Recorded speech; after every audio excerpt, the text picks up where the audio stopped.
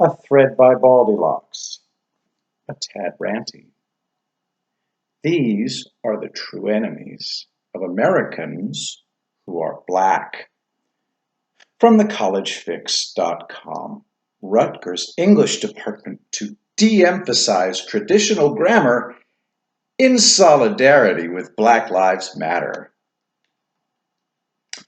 Quote, the English department at Rutgers University recently announced a list of anti-racist directives and initiatives for the upcoming fall and spring semesters, including an effort to de-emphasize traditional grammar rules. The initiatives were spelled out by Rebecca Walkowitz, the English department chair at Rutgers University, and sent to faculty, staff, and students in an email, a copy of which was obtained by the College Fix.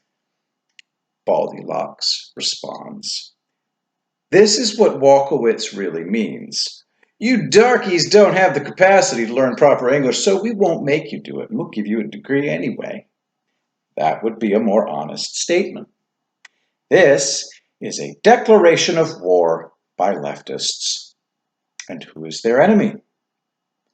The non-white students who buy into this declaration of their own alleged inferiority are their enemies. This is an intentional effort to hobble any consumers of this garbage for life, if possible. Hardcore white supremacists are more honest and less dangerous than these academics. At least the worshippers of white carcasses will tell you up front that they hate your black ass and want nothing to do with you. These credentialitarians are far worse. They camouflage their true opinions about the inferiority of non-whites into the guise of combating racism. It's a Trojan horse. A while back, one of my friends shared a status about Wangari Maathai, 1940 to 2011, who was the first African woman to receive a Nobel Peace Prize. I know of her primarily because, along with my father and hundreds of other Kenyans, Tanzanians, and Ugandans, she came to America via the Mboya airlift, also known as the Kennedy airlift. I've mentioned the airlift several times, including here and here, Baldilocks blog, link in the description to this thread. The intent of the airlift was to take Eastern Africa's best students, give each of them a Western education, and send them back to their countries to prepare them for independence from European colonialism. The African students who were chosen for the Mboya airlift were selected because they were the best students in the schools observed, and those who did the choosing felt that by offering a quality education to these best and brightest, their efforts and money would not be wasted.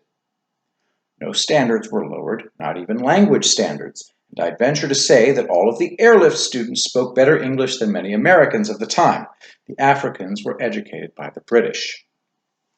If America's higher education affirmative action operated like this, by restricting acceptance to the best and the brightest, many of the conversations, criticisms about it, and travesties, such as the one at Rutgers, would never have occurred.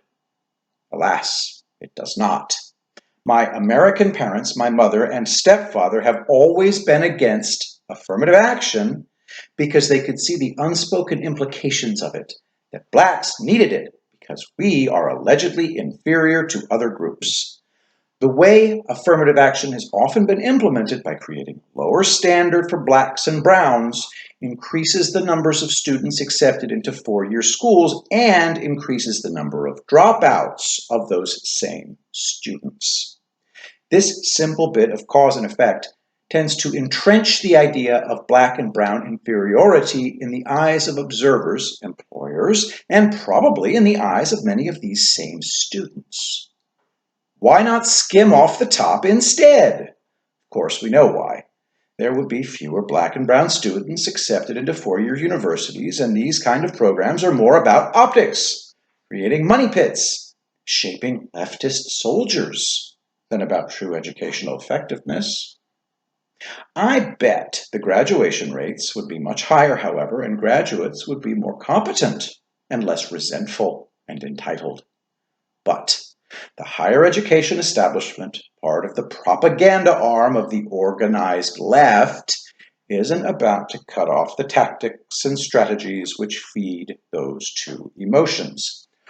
Rutgers is far from the first university to propose relaxed grammar standards for its English department. This cloaked form of true white supremacism is widespread in academia. This is how the organized left pretends to show love toward blacks and browns, turning brains into mush and then telling the owners of those brains that they are mushy-brained by nature. Leftism is insidious.